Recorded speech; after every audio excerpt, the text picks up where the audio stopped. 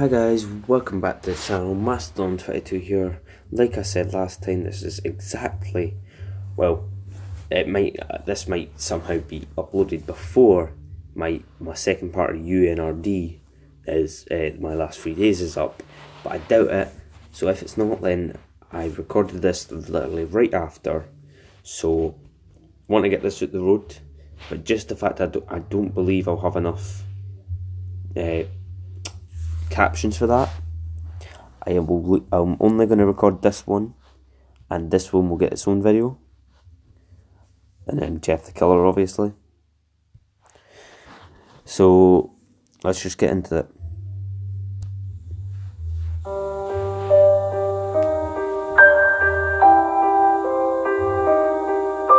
It's been 2 weeks since this whole thing started. It all started with a tanker accident. It was all over the news. Everyone thought it was just another oil spill. There were plenty of volunteers, plenty of people wanting to help the poor, defenseless animals. Plenty of victims. Within hours of the tanker accident, it started happening. The animals had gone crazy. They were scratching and biting the cleanup volunteers. They said that it was an adverse effect to whatever was in that tanker. Rescue workers were still trying to get the crew out of the ship. They could hear screaming inside. There were screams to open the doors. But that's when it all went to hell, as soon as they cut the door out. There were 6 minutes of broadcast before it all went silent. 6 minutes of screaming and agony. The ship crew attacked the rescue workers like rabid baboons. They were breaking bones and tearing flesh. The people on the shore weren't faring any better. Those that had been attacked by animals were attacking everyone else. It was worse than any war zone report. It was sheer brutality. And yet, the broadcast still went on for 6 minutes. There were 6 minutes, and then blank faces. Nobody could explain what was happening.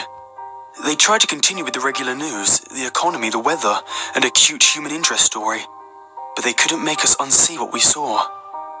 I tried to continue with my regular existence, but every time I switched on the news or walked by a newsstand, it was there.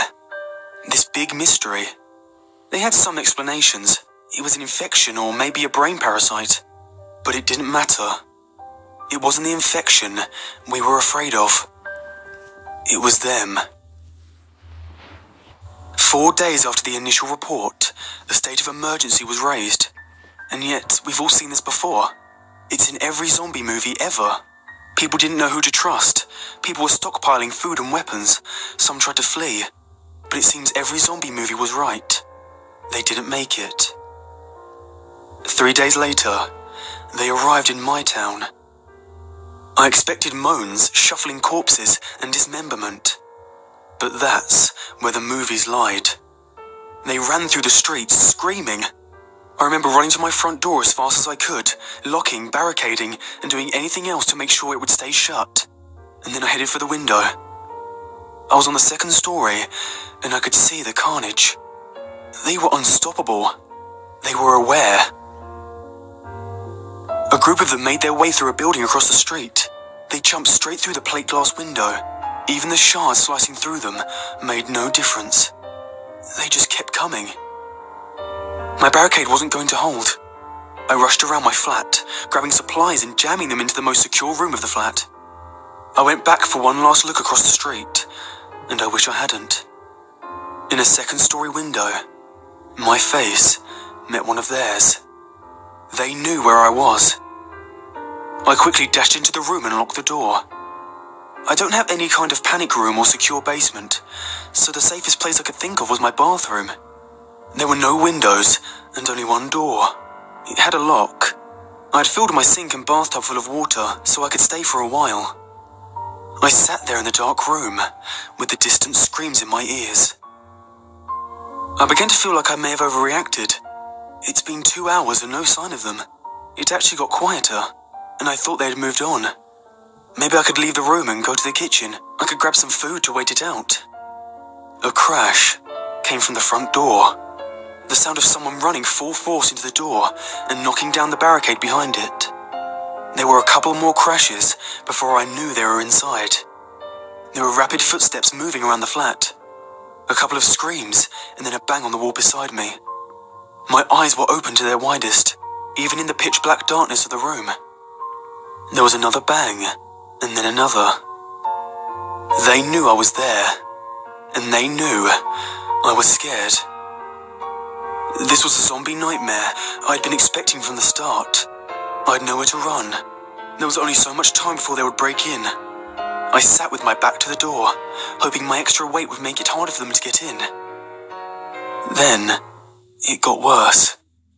Why don't you open the door? There was a voice on the opposite side of the door. Damn. There were no screams or moans, just a quiet, whispery voice. And then more of them.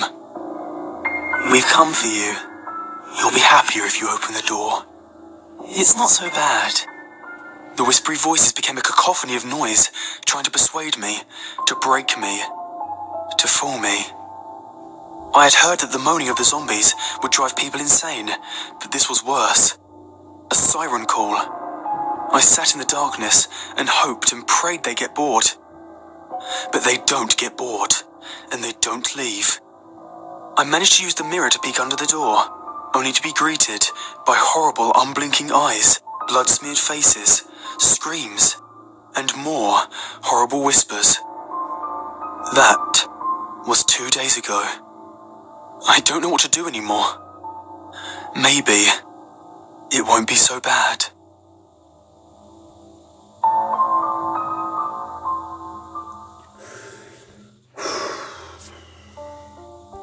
Okay then. Damn.